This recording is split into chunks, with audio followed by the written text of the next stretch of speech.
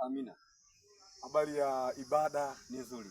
Habari ya sikukuu ni nzuri kabisa. Naamini umeisikiaje sikukuu yetu? Yaani sikukuu ilikuwa ni nzuri kupita viwango. Inalipa. Ilikuwa inalipa. Labda tujitambulishe. Bwana. Mimi jina langu naitwa Nathan Jotham Kamlenga. Je, wewe jina lako unaitwa nani? Mimi jina langu naitwa Paulo Misigaro Birusha. Ubarikiwe sana.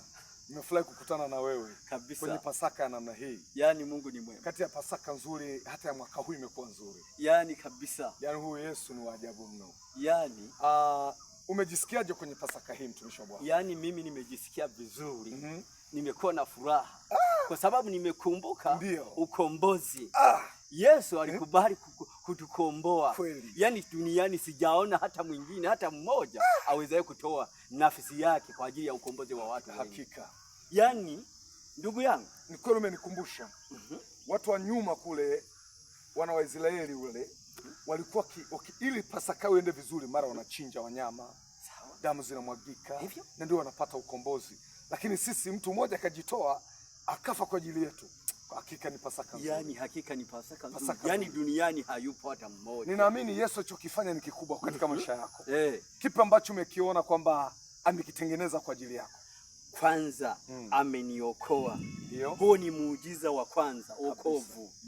Yaani kabisa, yaani nashukuru kwa ajili ya wokovu. Pia ametoa dhamana kubwa kunikomboa mimi kwa hali ambayo nilikuwa sikutegemea. Lakini nashukuru kwa hilo. Pia ninaposimama nikikumbuka matendo anayoyafanya juu yangu. Ndugu yangu, acha Bwana, nalindwa. Amina. Hata kama wachawi wananitafuta, bado natunzwa. Nimezingiriwa. Nimezungushiwa wigo. Yaani siwezi kueleza zaidi ya hayo. Ndugu yangu, huyo Yesu ni mwema. Amina. Akionekana kwako ni mwema kabisa. Damu ya Yesu inatuzunguka. Yaani kabisa, mkono wa Bwana unakuwa juu yetu. Zaidi. Nguvu za giza hazipati nafasi. Yaani hazipenyi hata kidogo. Hebu tunawaambiaje watu wengine ambao wanaweza kawa wanatusikia?